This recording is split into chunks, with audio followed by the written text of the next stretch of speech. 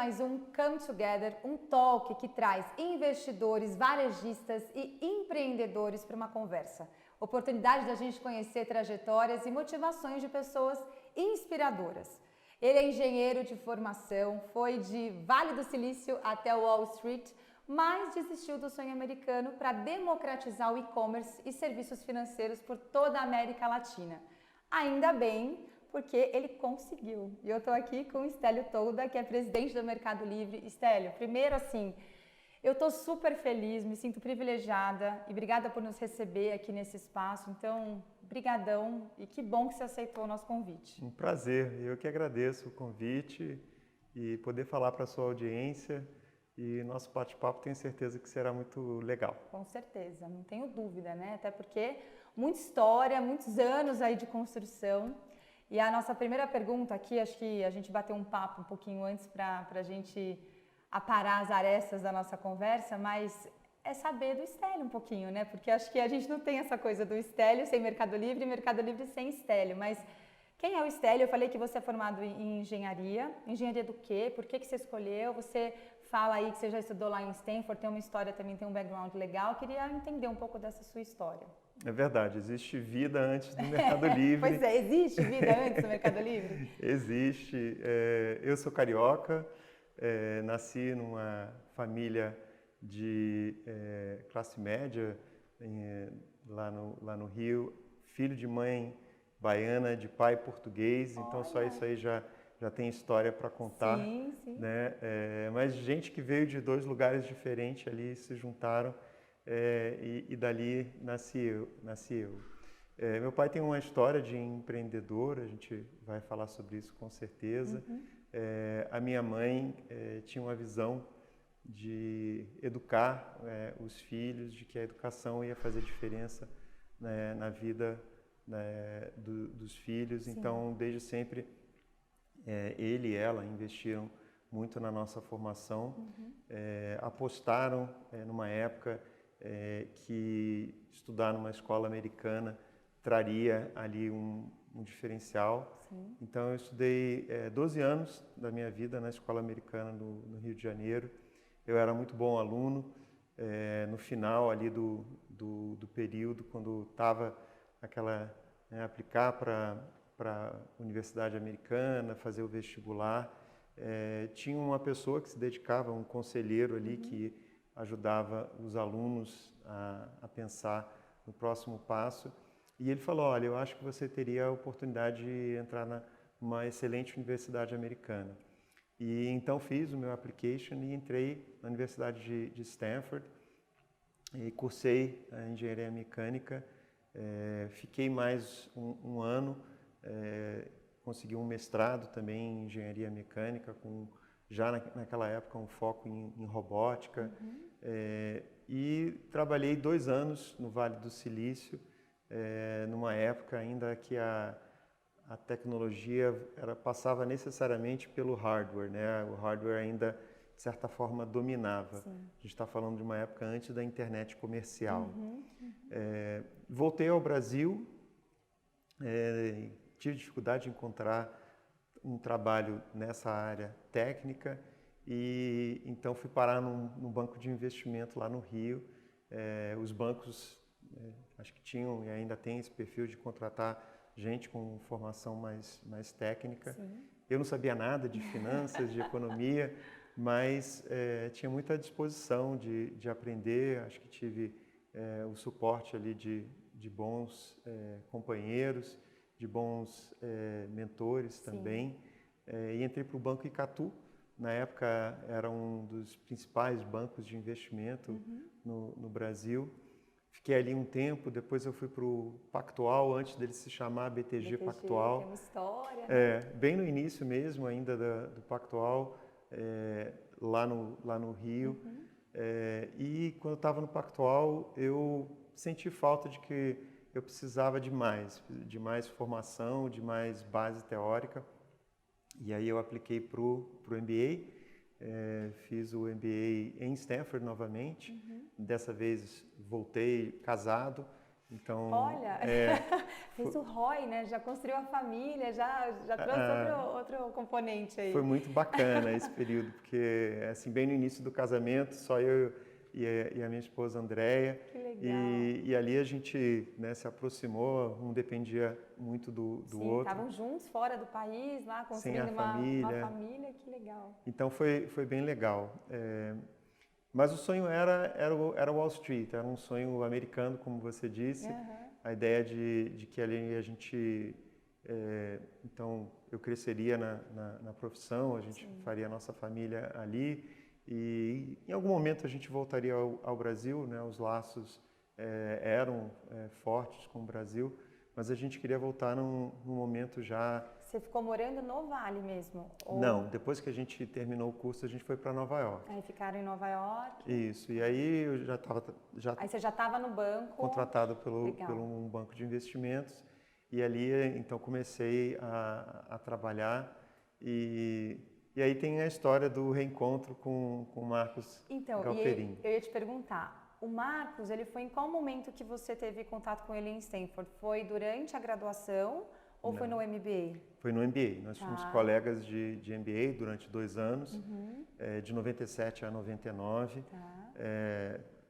São poucos os latino-americanos dentro da turma como um todo. Sim. E a tendência é deles se juntarem, né? Então eu jogava futebol, tinha festas e a gente então fez uma amizade boa com todos os latino-americanos. Muitos também estavam casados, então as esposas também se conheciam.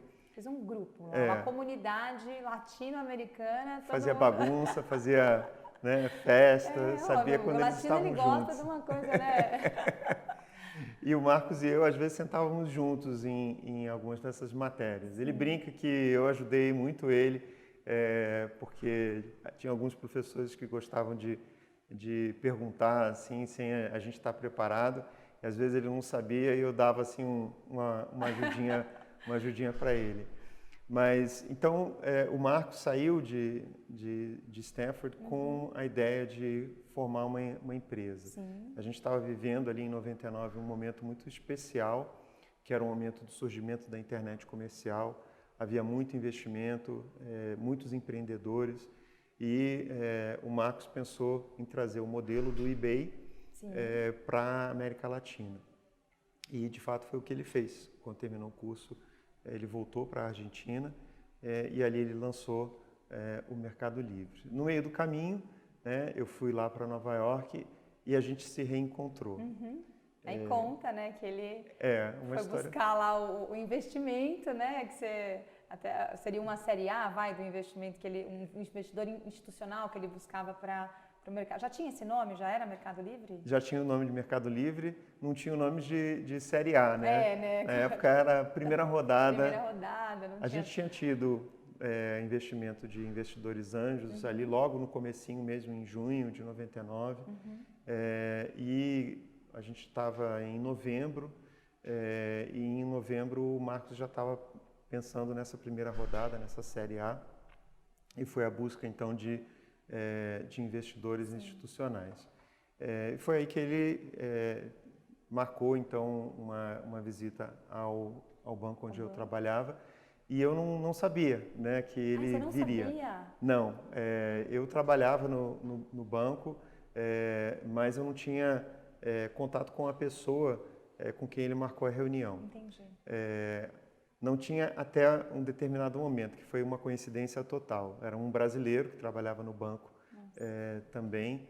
E eu um dia entrei na sala dele e ele me contou que ele tinha feito uma viagem à América Latina para conhecer as empresas que estavam surgindo. Né? Como eu falei, estava um momento muito de muita... assim, borbulhava. Sim, oportunidades, empresas surgindo, enfim, eu acho que a demanda estava alta por esse tipo de companhia, né? Então ele foi com um analista e eles visitaram várias empresas e eles prepararam um relatório que era um relatório muito básico, era uma página sobre cada empresa, o que a empresa fazia, quem eram os fundadores, qual era o modelo de negócios, se já tinham levantado recursos, era algo muito simples. E eu entrei ali na sala dele para a gente bater papo ele me mostrou esse relatório, eu estava folheando e cheguei na página do Mercado Livre e falei para ele, olha, Gente. eu conheço o Marcos, eu estudei com ele. E aí foi que ele disse, olha, o Marcos está vindo aqui no final da semana, isso era talvez uma terça, na sexta, você não quer participar da reunião? Eu falei, deixa eu participar sim, porque eu conheço ele, vai ajudar, né, ter uma pessoa conhecida. Então, na sexta-feira, era tipo no final da tarde, 5 da tarde, o Marcos chega no escritório do banco, ele sai, né, do elevador no andar e eu vou ao encontro dele e ele fica muito surpreso. Puxa, que legal te ver aqui, não sabia que você estava trabalhando aqui. Eu falei, vou participar da reunião, vem comigo aqui, levei ele até a sala e tal. Quase que um host, assim, né? Vem, Marcos, olha, eu vou te encaminhar para o cara que vai olhar aqui o negócio. Mas eu ia participar da reunião, Sim. então veio chegando, né, o pessoal e ali o Marcos começa a contar então do que eram ali o primeiro momento do Mercado Livre. O lançamento mesmo tinha acontecido na Argentina e ele falava com um brilho nos olhos, com uma paixão. E isso começou a mexer comigo, né? Enquanto eu ouvia o Marcos contar da história desse negócio, que estava começando então. realmente, eu fiquei pensando, puxa, eu tô aqui, né? Eu sei que para eu crescer aqui vai demorar alguns anos, e ele está falando de algo que está acontecendo. É claro que eu, estando no banco, eu sabia que estava acontecendo, né? Eu tinha esse relatório trazia um pouco resumia, né? Várias ideias, várias empresas, até não só no Brasil, na Argentina, em outros mercados. E eu via nos Estados Unidos, né? Cada semana várias empresas abrindo capital, todas elas disparando, né? No mercado dali a alguns dias. Então, realmente o momento era um momento muito especial, mas o Marcos, de certa forma, ele resumiu, ele encapsulou tudo isso e na fala dele, né, e na visão que ele transmitia, na paixão que ele transmitia, eu me convenci, né, que talvez até estivesse ali naquele momento aquilo que eu tinha procurado lá atrás, né, eu tinha a paixão pela tecnologia, mas aconteceu daquele momento que eu tinha trabalhado no Vale do Silício para aquele momento em que a gente estava, uma transformação. Qual foi? Do mundo do hardware para o mundo do software, né? A gente mudou nesses anos ali com o surgimento da internet comercial, com a rede mesmo, a possibilidade das pessoas se conectarem. E isso foi algo que, de certa forma, teve um clique ali, né? Eu voltei para casa esse dia, tarde, né? Peguei o metrô para ir para casa, cheguei em casa e eu falei para Andréia, a gente vai voltar para o Brasil. Se eu pensei que eu falei agora, voltei para casa, vai encontrar com a esposa e vai falar, posso te falar? Eu acho que eu mudei, eu acho que a gente vai ter que dar uns 180 e vamos ter que voltar. Ela gostava de estar ali, então eu quero saber, como é que foi isso? Porque ela você tinha já estava casado. E ela tinha acabado de entrar num curso, se matricular numa universidade. Ela estava fazendo uma nova formação, ela já tinha uma formação, estava começando um curso novo, totalmente diferente, com, né, uma ideia de ficar ali. E eu entro em casa e falo, a gente vai voltar para o Brasil. Aí eu imagino que passou pela cabeça dela, tá doido, né? Ele tá... Você aprontou no banco, você foi demitido? Não está falando coisa com coisa, por que você... Como assim? E aí eu falei para ela, não, é que eu encontrei com o Marcos e ele me contou da empresa dele, do Mercado Livre e tal, e eu quero ir trabalhar com ele. Bom, eu tinha... e aí eu pensei assim comigo, eu quero encontrar o Marcos no fim de semana, aqui em Nova York mesmo, para ver se eu consigo, né, bater um papo com ele e tal. Só que eu não tinha, né, nenhum dado dele.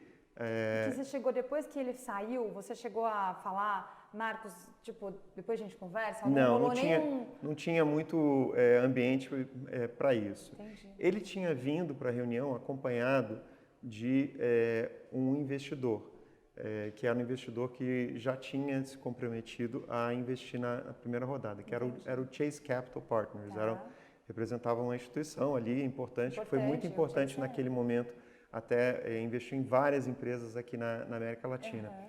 E ele estava com essa outra pessoa que tinha me dado o cartão de visita dela.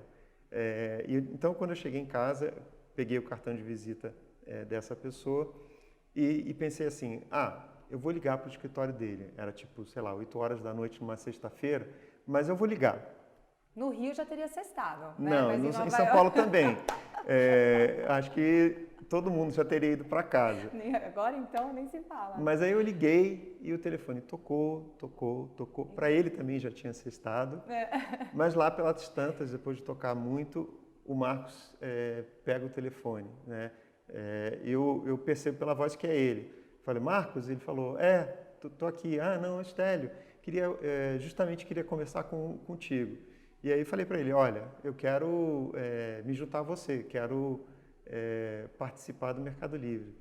Aí ele falou, não, peraí, Estélio, deixa eu... Que maluquice isso. Quer dizer, você estava muito certo do que você queria, né? Assim, e você foi muito obstinado, acho que como foram todas as decisões da sua vida. Quero isso, você teve um olhar ali e...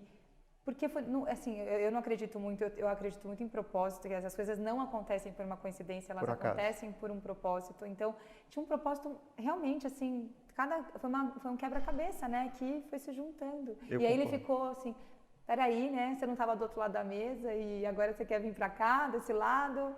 E aí, como é que ele recebeu essa sua... Ele falou, eu preciso de um tempo para pensar, né, e dali a alguns dias, ele me colocou em contato com uma pessoa que já estava com ele, que era uma pessoa que eu conhecia também, e então a gente bateu esse papo.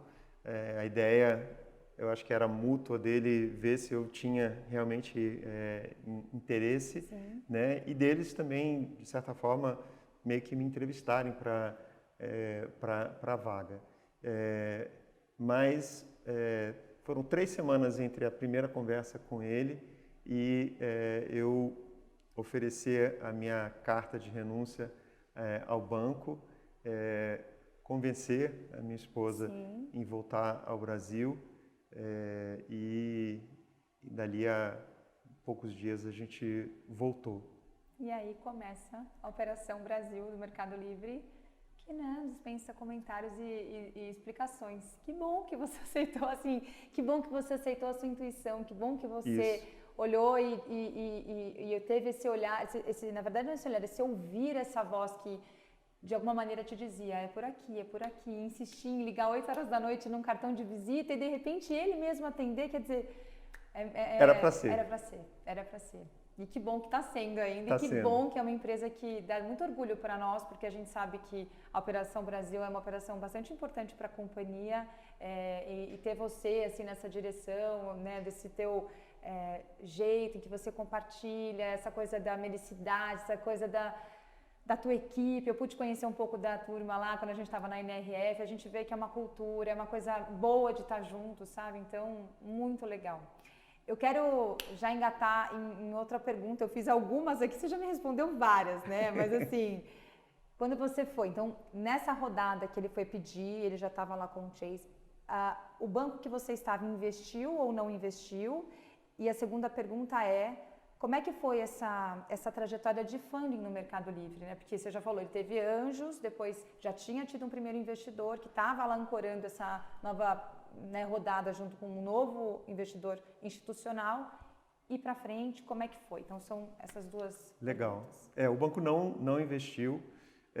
O propósito até do Marcos na visita nem era levantar recursos com o banco, mas era pensar já em estabelecer um relacionamento com o banco com vias de, no futuro, uma eventual abertura de capital, de uma necessidade de levantar, sim, recursos, o banco pudesse participar, né? Mais como Mas ele tinha uma cabeça já também muito... Ele estava preparando um terreno ali bem antes. Bem antes. E era engraçado, porque, sem dúvida, ele teve essa visão, mas também era um pouco daquele momento que a gente estava vivendo, Sim. que as coisas estavam acontecendo muito rápido. Sim. Existiam empresas que estavam levantando rodadas, recursos, algumas até abrindo capital, quando elas praticamente nem receita elas tinham. Não era que elas não tinham rentabilidade, tinham Não lucro. tinham nem receita. Em alguns casos, elas estavam começando a cobrar lá pelo seu serviço, a tentar encontrar um modelo de negócios. Era uma época realmente de efervescência, como eu disse. Sim. Depois da rodada Anjo, então, nesse momento que eu conheci, que eu reencontrei com o Márcio, que eu conheci o pessoal do Chase Capital, era um momento dessa, então, primeira rodada institucional do Series A que a gente fechou em dezembro, então no mês seguinte. Na época foram 7 milhões e 600 mil dólares. Uma rodada que para aquela época era razoável. Nossa, hoje bem, Porque hoje eu vou falar, né, as rodadas são assim, eu falo, gente, assim, bom, SoftBank fala é o Midas, né? Eu falo, gente, não é possível, porque é muito dinheiro que se tem e dessas muitas oportunidades também que surgiram. E só um adendo, né, que então essa trajetória ela era um pouco óbvia lá nesse momento, né, quando enfim, o Marcos foi e ele já sabia, porque o que estava acontecendo com essas empresas que ainda não tinham receita já tinham caminhado para esse IPO, mas que hoje também virou de novo, porque a gente acho que passou um tempo, daqui a pouco começou a aquecer, e hoje é uma trajetória óbvia de novo, porque está acontecendo, é cíclico, né? Hoje está de novo nessa onda de empresas talvez que não são ainda tão nem rentáveis ou não estão, né, enfim, com receitas, mas já estão abrindo capital, porque é uma forma, enfim, que encontraram para crescer. Mas não quero quebrar seu raciocínio, mas eu estou raciocinando aqui e assimilando, né, essas questões. E a gente tem paralelos claros com aquele momento, sim, hoje.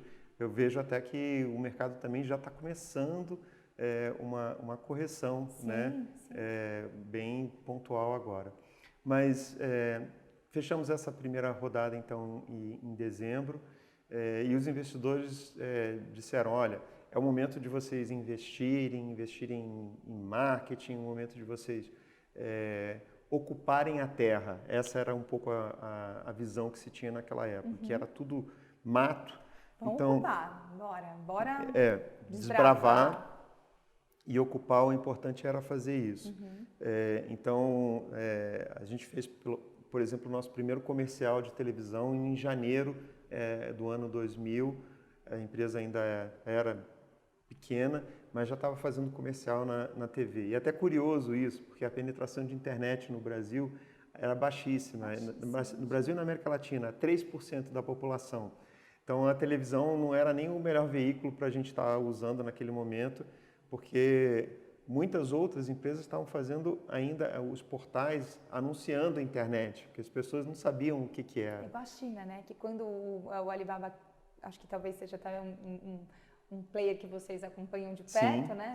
Pela proximidade do negócio, enfim. Ele também, quando, né, assim, Jack Ma foi lá, isso tinha 1% de penetração só do digital dentro da China. Então, é desbravador mesmo, assim. É quase que a caravela vindo e falando, olha, será que aqui tem o quê, né? Tem índio, tem ouro, o que tem aqui? O que a gente vai encontrar, né? Isso. E o outro movimento que a gente fez também nessa época foi uma expansão regional muito rápida. Então, depois da Argentina e do Brasil, a gente lançou na sequência de alguns meses, estou falando 5 meses, a gente lançou o México, a Colômbia, Venezuela e o Chile. Então, uma questão ali de poucos meses, a gente já tinha operações com pessoas ali em cada um desses países da América Latina, com essa visão realmente de que o que a gente estava importando, né, ali dos Estados Unidos, esse modelo do eBay, ele funcionaria em todos os mercados. Sim. Então, essa primeira rodada serviu principalmente para isso. O que aconteceu? Chega já o ano 2000, nos primeiros meses a gente já precisava levantar uma segunda rodada. Só que em março de 2000 começa então o famoso estouro da bolha. A bolha da internet, né? O Nasdaq começa a cair, os investidores começam a ficar mais cautelosos, as empresas começam a ter dificuldade para levantar recursos e a gente, gastando o que a gente tinha, chegava no momento onde a gente precisava levantar recursos. O Chase Capital foi extremamente importante para a gente, porque ele voltou a investir nessa outra rodada. Conseguimos outros investidores, e assim, quando a janela estava fechando, né? E esses investidores nos disseram, olha, esse recurso é o último recurso que vocês vão poder levantar até a empresa se tornar sustentável. Sim. Foi um ultimato, assim, um olha. ultimato, mas uma chamada de atenção importante, porque a gente passou a usar então esses recursos de forma muito mais consciente, focando muito na experiência, focando muito no produto, né? Não tanto no marketing. A gente era mais importante a tecnologia e isso foi acho que chave ali na nossa história. A gente voltou ao mercado, né? Vamos dizer, a terceira rodada, na verdade, foi a nossa abertura de capital, que aconteceu em agosto de 2007. Então, a gente, de maio de 2000 até agosto de 2007, sobrevivemos com essa segunda rodada, que foi de 46 milhões e meio de dólares, foi uma rodada expressiva, mas que nos permitiu sobreviver 7 anos. É claro que a partir daquele momento ali, no meio do caminho, a gente começa então a faturar, começa a crescer a empresa. Em dado momento, a gente torna a empresa lucrativa, que foi por volta do ano 2006. Ou seja, e a gente abriu capital. Aí um tempinho, né? E só querendo também te endereçar outra pergunta, porque olha quanta coisa foi acontecendo e o Stélio ali, né, fazendo, porque como a nossa vida é, né? As coisas, você foi, ouviu lá a vozinha que te disse vai, é por aqui, é por ali, foi... E hoje o que a gente vê, e você chegou a comentar sobre isso, é dessa correção, né, desse mercado que naquela época, lá antes da bolha da internet, estava exatamente, está meio até parecido com o que está acontecendo nesse momento.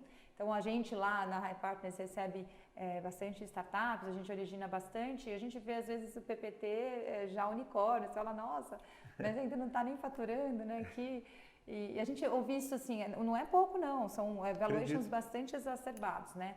E quando a gente olha hoje para o Mercado Livre, que tem um crescimento, né, na pandemia lá de 150%, agora continua crescendo 2 dígitos cada ano. E aí eu me assustei, porque eu tinha um número de, né, alguns mil funcionários, já são mais de 20 mil funcionários. Eu fiquei, no Brasil. Aqui no Brasil, quantos são no total? A gente está chegando já a mais de 30 mil. Cara, tem impacto no mundo, né? Porque uma empresa que emprega 30 mil pessoas, assim, é realmente uma loucura pensar nisso. Em que momento o Stélio olhou e falou, porque hoje você já imaginava chegar onde você está, onde essa empresa está, em algum momento você falou, gente, eu vou chegar nesse lugar onde eu estou hoje, e em que momento essa empresa teve essa maturidade que aí você enxergou que ela poderia chegar onde chegou? Foi uma grande aposta, a verdade é essa, né? E entre o ano de 2000 e o ano de 2006, que a gente se tornou rentável, foi que isso foi se cristalizando, né? A gente tem alguns marcos importantes. A gente se associou ao eBay em 2001. Isso foi algo muito importante. O eBay que tinha nos inspirado. Imagina isso, que coisa assim, sensacional. Foi para a gente uma chancela ali. E isso foi se tornar um investidor minoritário na empresa. Mas o mais relevante foi eles nos trazerem para dentro ali, e a gente tinha semestralmente intercâmbios onde a gente viajava lá para a sede, que era em São José, no Vale do Silício, na Califórnia, e a gente ali conversava com os outros países do eBay e ouvia dos desafios e compartilhava, e foi um grande aprendizado. Que bom para o mercado, né? Foi. Porque essa coalizão de marcas tão grandes faz bem para o mercado no fim, né? Porque às vezes tem essa concorrência que não é uma concorrência, é óbvio, todo mundo quer defender o seu e tudo mais, mas quando duas empresas se unem e o cara obviamente olhou e falou, gente, aqui para eu crescer na América Latina, né, ou eu me uno ou eu realmente vou ter que ficar de fora. Então, que bom, né, que vocês se uniram e puderam trocar, porque obviamente acho que eles em questão, você acha que eles estavam à frente em algumas questões, enfim, tecnologia, produto? Tinha alguma coisa que eles acrescentaram além daquilo que vocês imaginavam? Sim, eles tinham, tem uma coisa pontual que foi muito importante, que foi a parte de marketing digital. Marketing digital naquela época, a gente está falando do ano 2001, era algo que ainda praticamente não existia. As pessoas foram aprendendo, né? Inclusive o Mercado Livre foi um grande celeiro para o mercado brasileiro. Sim. E até na América Latina, de pessoas, de profissionais hoje que estão em várias empresas que aprenderam a fazer marketing digital na raça, né? Em bom português foi na raça. Sim. Porque não existia uma disciplina, não existia uma faculdade que ensinasse ainda o que era fazer marketing digital. A gente estava muito focado em rentabilidade, né? Como eu disse, em trazer a empresa para o break-even. E em uma dessas reuniões com o eBay, compartilhando os nossos números, eles viram o nosso custo de aquisição de usuário. E eles compararam com os outros mercados e disseram, vocês têm que investir mais. O custo de aquisição na América Latina é baixíssimo. Vocês não têm que se preocupar com rentabilidade agora, vocês têm que se preocupar com crescimento. Isso foi um insight essencial. A gente trocou muita figurinha ali sobre o que era investir mais. Nós fomos o primeiro cliente, grande cliente do Google na América Latina. Nós fomos a Mountain View com o eBay, antes do Google abrir escritórios no Brasil e em outros países. E começamos a comprar, né, Sponsored Ads, palavra-chave do Google em 2002, né? Quando esse talvez nem fosse o maior business do Google naquele momento, já era? Estava começando, né? O Google ele ainda estava tentando descobrir o seu modelo de negócios, porque ele começou como esse grande motor de buscas, né? Com uma tecnologia que superou todos os concorrentes. Existiam vários outros modelos de busca, mas o deles era melhor do que todo mundo. Sim. Só que eles não sabiam muito bem como que eles iam ganhar dinheiro com isso. Foi aí que eles começaram a vender o posicionamento.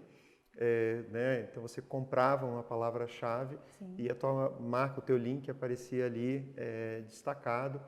Nem era na primeira posição, era numa caixinha assim do lado, porque eles não queriam comprometer a busca orgânica, né? Queriam que fosse um negócio que não atrapalhasse. Mas enfim, a gente se tornou ali um cliente deles e a gente aprendeu a fazer esse Search Engine Marketing, né, SSM, que se desenvolveu como uma disciplina, mas esse insight do eBay foi muito importante.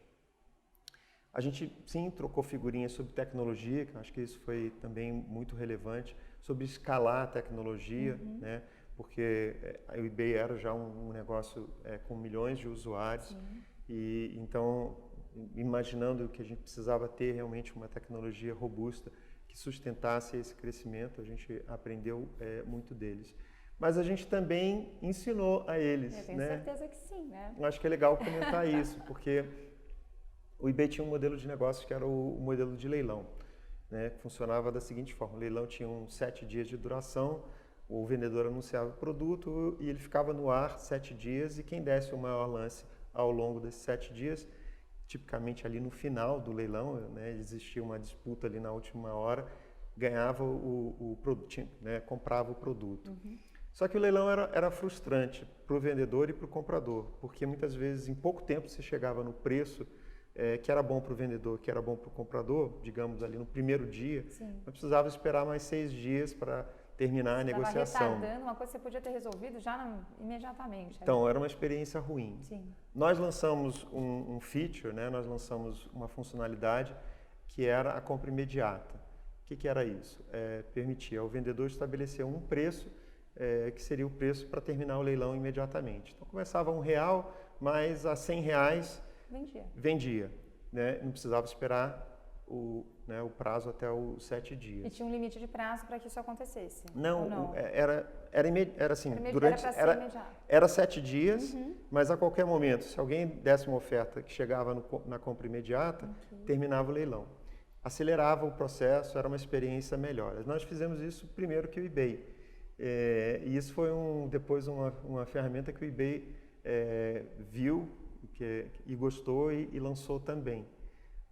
Mas a gente lançou antes dele e, na verdade, a gente identificou um potencial muito grande nisso, porque os nossos vendedores começaram a usar essa ferramenta para vender a preço fixo. Por quê? Eles começavam um leilão no mesmo preço da compra imediata. Entendi. Então, a primeira pessoa que fizesse a oferta comprava. Então, não tinha leilão, era uma compra imediata. O que é? É preço fixo, é como você vende produto. Exato. Você não tem... Não precisa leiloar, gente. Vende logo esse negócio. Vende logo.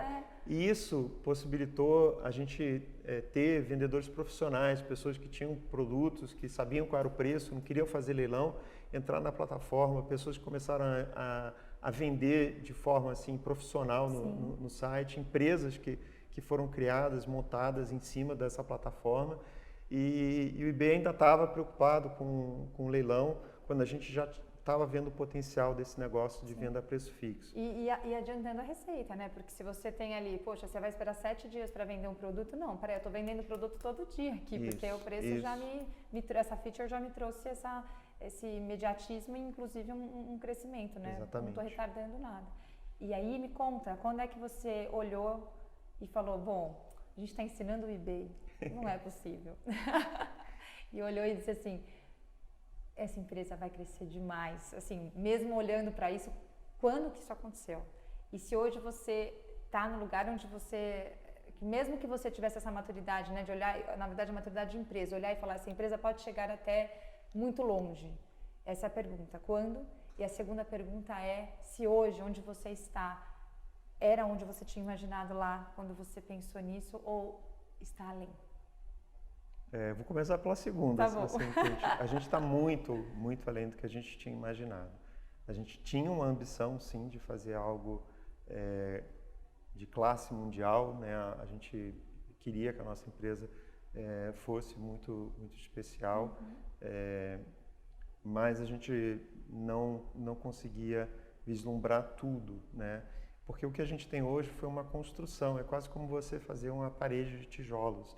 Você precisa colocar a base para colocar depois os outros tijolos e assim por diante. Então, é uma construção de hoje, 22, quase 23 anos, que se deu ao longo do tempo. A gente foi lançando novos serviços ao longo do tempo, entendendo que a gente precisava melhorar a experiência. A gente viu ali problemas na experiência, fricção na experiência que a gente precisava resolver. E foi assim que a gente foi lançando essas outras empresas, esses outros serviços. Então, assim, é uma construção de muito tempo. Olhando para trás, né, você tem, os argentinos usam a expressão do jornal da segunda-feira, né, é fácil quando você lê, né, a história do que já aconteceu. Sim. Mas a gente não tinha ideia. Acho que nenhum de nós imaginava o tamanho que a empresa teria. Mas ali no meio do caminho, entre 2002, que a gente decidiu começar a investir mais, e 2006, que a empresa se tornou rentável, eu já percebia que a gente tinha realmente um negócio que tinha potencial. Por quê? Porque toda semana a gente via os números melhores do que a semana anterior, todos os meses a gente crescia contra o mês anterior. Então, e não era só no Brasil, era em outros países. Então a gente tinha ali dados concretos para a gente saber, olha, isso aqui não para de crescer, a gente está no caminho certo. E era uma questão de tempo a gente equilibrar as receitas com as despesas, tornar a empresa rentável, e foi o que de fato aconteceu. Foi quando você chegou em casa, a Andrea falou, que bom que a gente voltou para o Brasil. Foi nesse momento, agora eu entendi porque a gente voltou. Tem uma história que eu não contei, que foi a seguinte, então, quando ela combinou que ela toparia voltar ao Brasil, a gente fez um acordo que era o seguinte, depois de 1 ano, a gente revisitaria a decisão, né? E se não tivesse dado certo, eu buscaria um emprego no mercado financeiro de novo, enfim, a gente começaria. E foi legal porque passaram os 12 meses, a gente se esqueceu desse acordo. Só 1 mês depois, né, 13 meses, que a gente lembrou que a gente tinha combinado de conversar e revisitar isso. E a gente se olhou e a gente sabia que a gente estava no lugar certo. Preciso dizer, o Mercado Livre era mínimo ainda naquela época. A gente está falando de dezembro de 2000 ainda. Era uma empresa que tinha recém começado a faturar, né? Era uma empresa que ainda totalmente uma aposta inviável financeiramente, digamos assim. Mas a gente tinha certeza, tanto eu quanto ela, que era o lugar certo. Sim.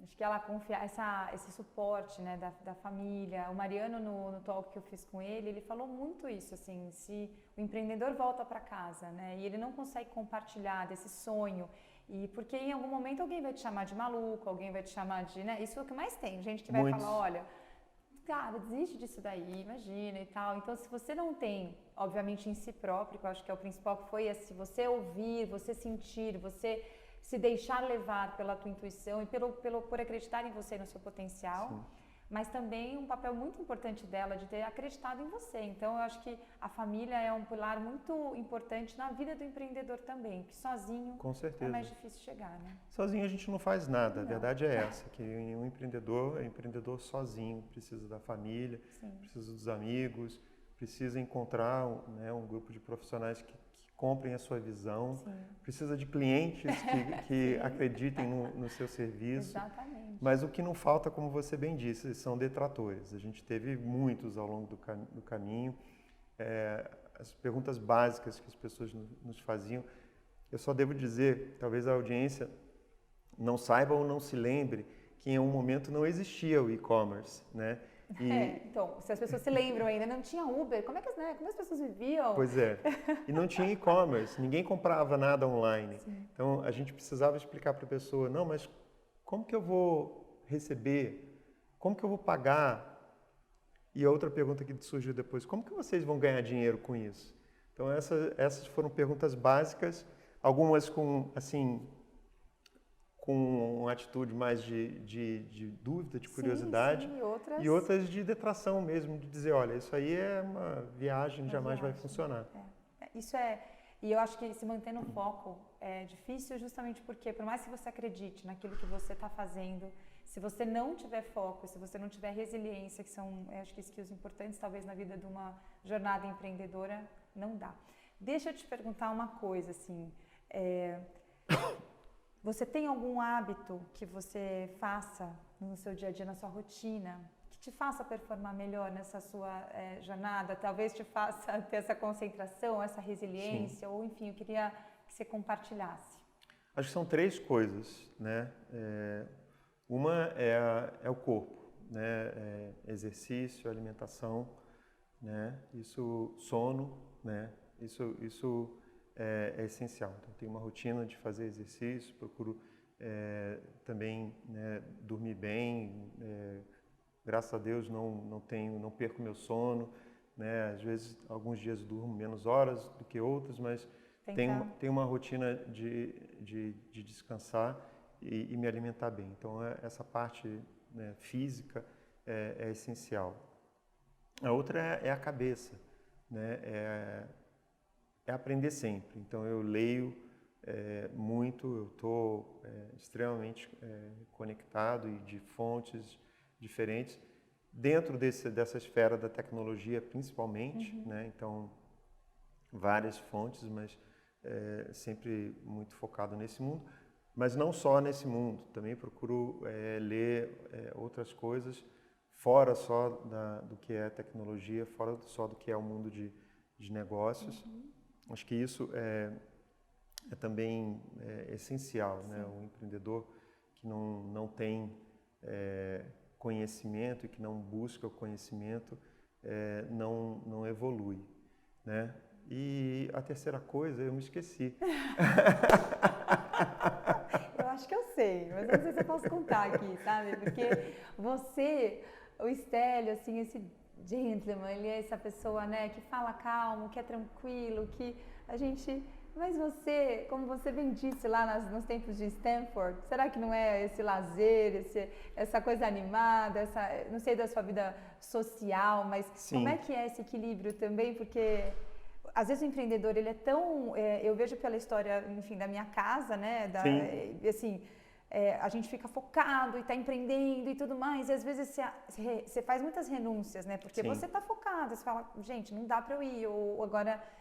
E assim, como é que é? Porque, né, como é que é essa sua vida social? Você se permite, você, né? Sim, mas é isso mesmo, você me lembrou, que é isso, é você ter uma vida também fora do que é o teu trabalho, o teu compromisso, o teu foco.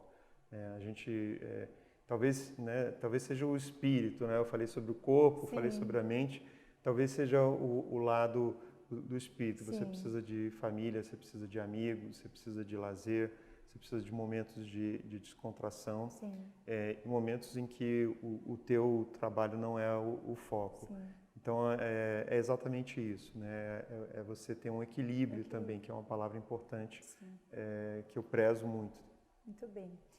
E você, eu queria saber, assim, você falou da sua família, né, da mãe baiana, do pai português, enfim, e tem alguém que te inspire nessa sua jornada, alguém que você olha e fale, essa pessoa eu realmente me inspiro, quem seria?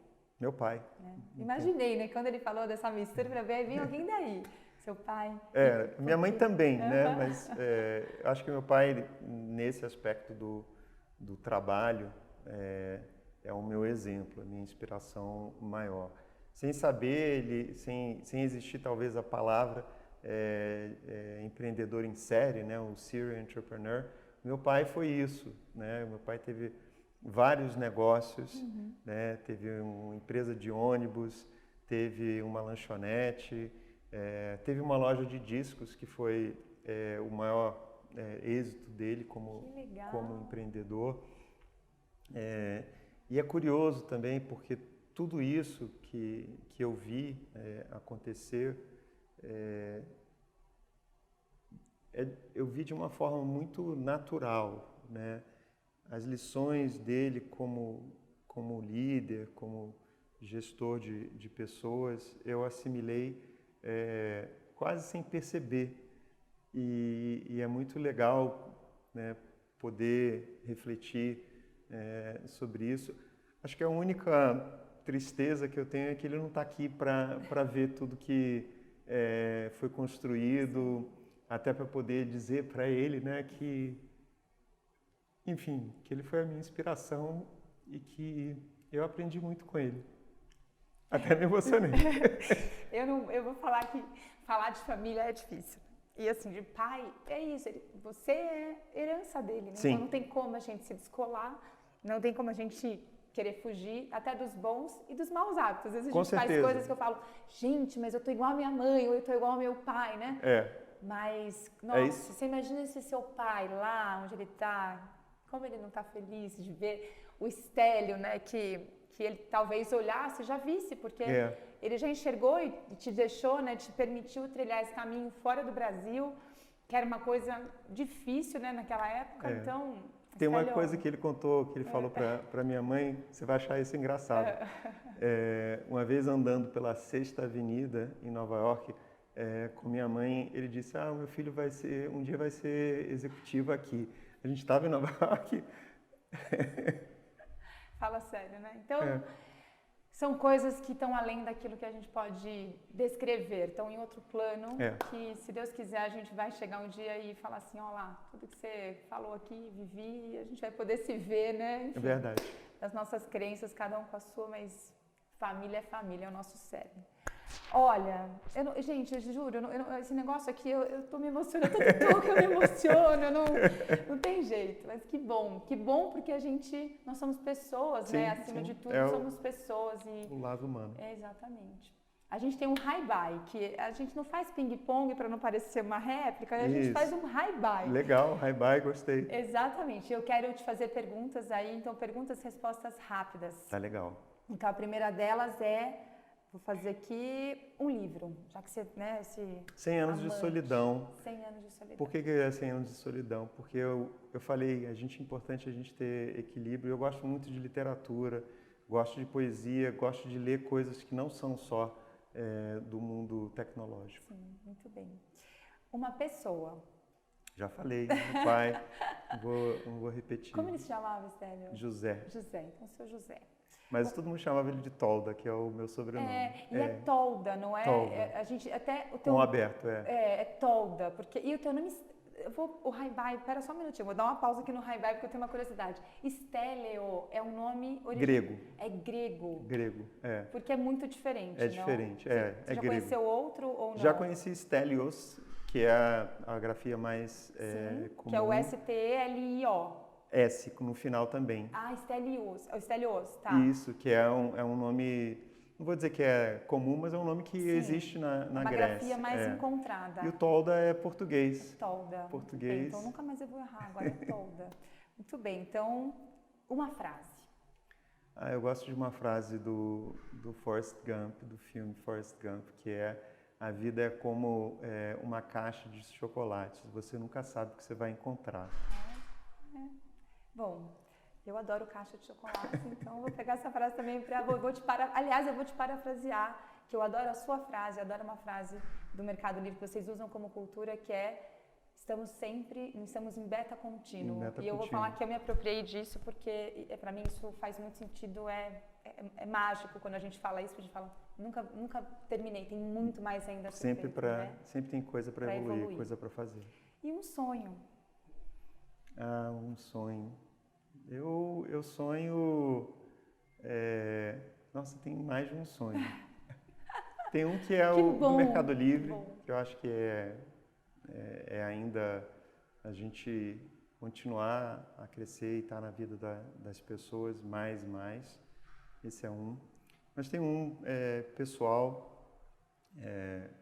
Eu fui muito abençoado, acho que na minha vida, né, com talentos, né, com dom de Deus,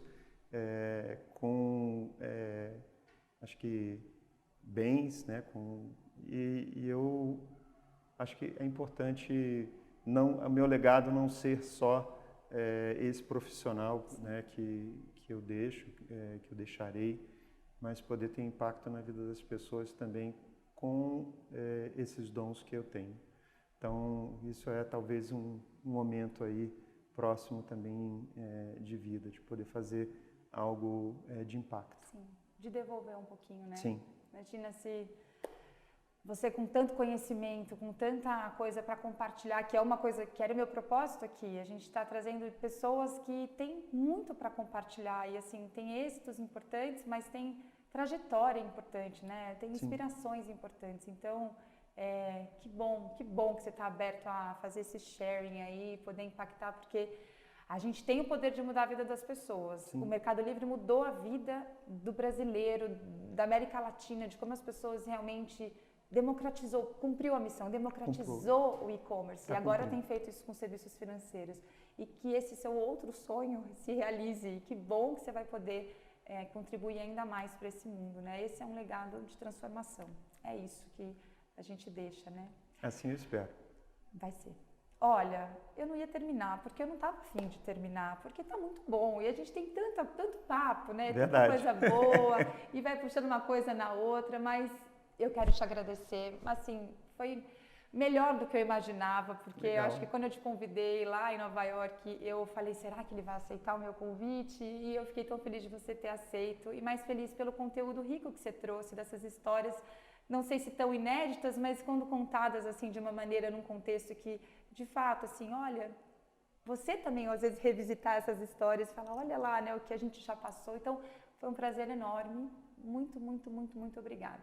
Eu é que agradeço, Flávia. Um prazer. Espero que esse nosso papo contribua aí para outros que estão nas suas jornadas, né? Alguns aí talvez mais no início ou no meio dessas jornadas. Eu desejo sucesso a você, aos seus empreendimentos e também a quem está nos assistindo, que vocês sejam felizes e exitosos no que você se propõe a fazer. Com certeza. Bom, e esse foi mais um Come Together, um talk que traz investidores, varejistas e empreendedores para uma boa conversa, oportunidade da gente conhecer trajetórias e histórias de pessoas inspiradoras e como são inspiradoras essas pessoas. Então, sabe o que eu vou fazer? Eu vou te esperar no próximo episódio. Vem com a gente que tem muito mais ainda por vir. Até o próximo. One thing I can tell you is you got to be free. Come together right now. Hold the